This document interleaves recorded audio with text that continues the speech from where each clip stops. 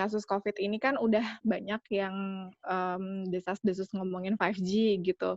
Dan kebetulan saya juga baca dari tulisannya Tirta Usada tentang dampaknya sinyal 5G dan yang kita tahu pada saat itu di Wuhan juga adalah salah satu tempat yang waktu itu percobaan pertama 5G ya kalau nggak salah ya. Dan kemarin pas saya dengerin video Serendipity itu, video yang tentang gelombang video itu, di bawahnya ada kan kita kalau nonton YouTube lebih seru baca komennya di bawah. Ada perdebatan tentang loh 5G itu kan juga gelombang gitu. Cuma ilmu pengetahuan saya nggak bisa cukup untuk mengerti ini orang ngeberantemin apa. Intinya saya mau nanya sebenarnya apakah gelombang itu ada yang positif, negatif, atau netral? Secara saintifik itu gimana sih gitu. Gelombang doa, dulu tuh saya pernah sakit, dan mungkin kalau kita ngomongin kayak gini-gini tuh kayak, itu tidak bisa terbukti secara medis dan segala macam. Kebetulan itu perjalanan spiritual juga sih, cuma pada saat itu guru ngaji saya gitu, selalu bilang menyemangati untuk punya keyakinan akan kekuatan doa. Nah, waktu itu saya sakit parah banget, tapi saya yakin maksudnya ketika kita mengusahakan sesuatu, itu tuh ada daya. Nah, gelombang tuh ada dayanya gitu. Nah, mungkin pada saat itu semuanya udah waktunya juga sih. Cuma saya ngerasain banget ketika kita berdoa khusyuk gitu, terus udah gitu ada situasi tertentu yang kita benar-benar mengharapkan sesuatu, kita memberikan semua itikat baik dan dorongan gitu pada suatu hal yang kita harapkan, terus akhirnya dorongan itu tuh berhasil gitu. Dan saya waktu itu membaik kesehatannya. Pada saat itu saya baru kayak ternyalakan di dalam pemahaman saya, wah ternyata spiritualitas tuh ada gelombangnya juga gitu. Oke, gini.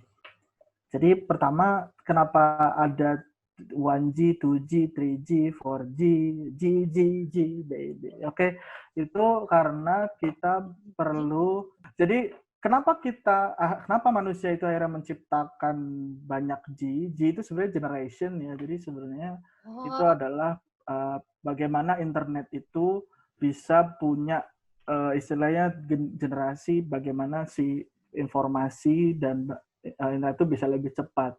Kan seperti yang waktu itu pernah kita bicarakan bahwa manusia tuh ingin semuanya cenderung ingin semuanya jadi lebih mudah, ingin lebih cepat gitu loh. Neng, maka dari itu dikembangkan terus gitu loh. Nah, 5G ini kalau gelombang itu kan tadi kita punya frekuensi ya, ada frekuensi, ada juga panjang gelombang. Nah, cepat rambat dari gelombang itu berkaitan dengan besar frekuensi dan besarnya panjang gelombang. Artinya, kalau kita ingin bikin transfer data dengan gelombang elektromagnetik yang berkaitan dengan internet itu makin cepat, maka kita butuh sesuatu yang frekuensinya makin tinggi. Dan kalau kita bicara tentang gelombang elektromagnetik, maka kita harus berbicara bahwa gelombang elektromagnetik itu juga punya energi yang disebarkan bergantung pada frekuensinya. Karena jadi kalau gelombang itu ada dua jenis ya. Kalau ada tiga jenis gelombang itu berkaitan dengan media perambatannya. Itu pertama adalah gelombang mekanik yang butuh medium, artinya udara, tali, air, atau apapun yang ada itu gelombang mekanik. Contohnya suara, gelombang tali, atau gelombang air. Jadi kan kalau kita yang sebut ombak itu sebenarnya kan gelombang, tapi dia pakai media air. Airnya tuh dibawa maju, terus balik lagi. Makanya gitu kan ya. Itu karena air itu jadi medium, gelombangnya merambat. Yang kedua itu gelombang elektromagnetik. Itu gelombang yang merupakan paduan dari medan listrik dan medan magnetik. Medan listrik dan medan magnetik itu seperti sepatu, selalu bersama tapi tak bisa bersatu. Ya, jadi mereka bersama-sama menjadi gelombang elektromagnetik, tapi mereka nggak bisa bersatu jadi satu. Makanya paduan.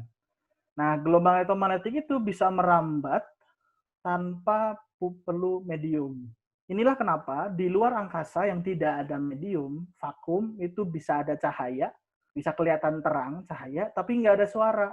Jadi kalau yang suka nonton Star Wars, Star Trek, pas lagi perang angkasa luar terus ada cucu cucu cucu itu tidak ada suaranya harusnya. Karena di ruang angkasa tidak ada suara, tidak ada medium, suara tidak bisa jalan. Terus yang ketiga itu gelombang materi. Gelombang materi kenapa? Setelah ditemukan fisika kuantum, ditemukan bahwa materi seperti kita itu punya sifat gelombang, gelombang juga punya sifat materi. Jadi ada dualisme. Itulah kenapa, tapi kalau kita hitung secara matematis, pakai angka, besaran partikel seperti kita ini kan kita terus dari partikel-partikel ya, elektron, atom, ya, kulit-kulit ini, segala macam. Itu tersusun dari materi. Materi itu juga punya sifat gelombang. Jadi kita punya amplitudo, kita punya panjang gelombang, kita punya frekuensi juga, hanya kecil dibandingkan gelombang-gelombang yang memang dia tuh gelombang gitu loh.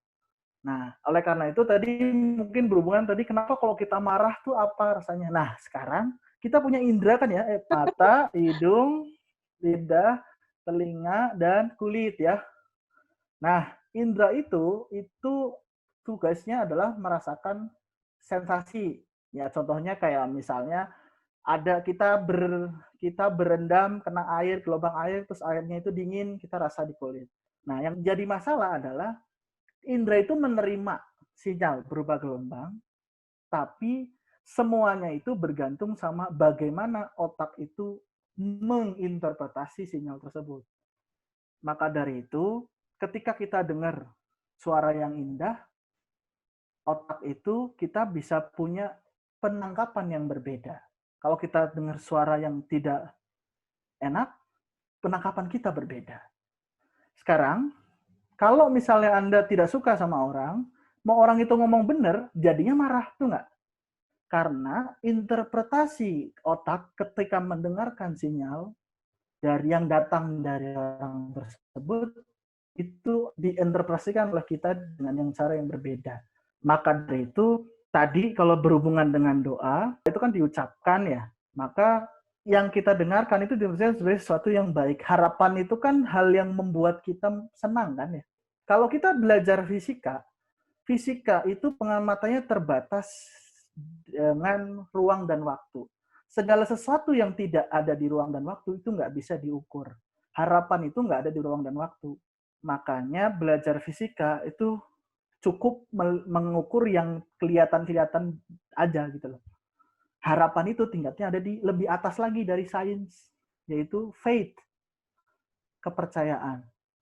Ketika kita berdoa, doa itu akan jadi sugesti yang diinterpretasikan oleh tubuh kita menjadi sesuatu yang baik. Makanya kan katanya pernah kan kalau bangun pagi, kemudian lihat kaca kita tersenyum. Kenapa? Karena cahaya yang terpantul di kaca, lalu kita tangkap ke mata, melihat senyum itu indah.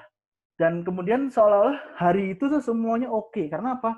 Kita interpretasi kita terhadap apa yang kita lihat itu positif dan membuat kita tuh oke gitu loh. Coba bayangkan kalau misalnya sebangun pagi tiba-tiba kita dengar sesuatu yang tidak menyenangkan. Rasanya itu satu hari itu rasanya tidak menyenangkan sama sekali walaupun sebenarnya cukup. Ya, makanya ada sains, ada faith.